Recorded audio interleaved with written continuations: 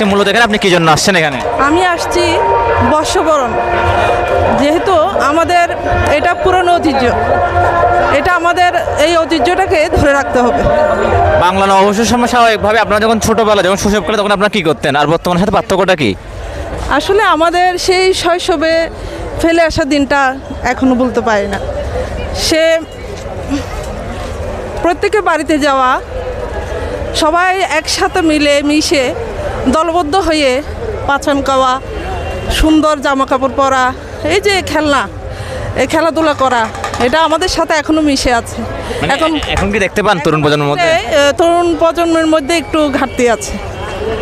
হ্যাঁ, একটু আসলে এরকম আনুষ্ঠানিকতা উপজেলা ভিত্তিক এগুলোই হয়ে থাকে। এখন আসলে ছেলে মেয়েদের ক্ষেত্রে আমরা যে অনুভবটা করেছিলাম ছোটোবেলায়, এখন তা কিন্তু আমরা পাচ্ছি না, খুব কম। ম্যাডাম আপনার পরিচয়টা?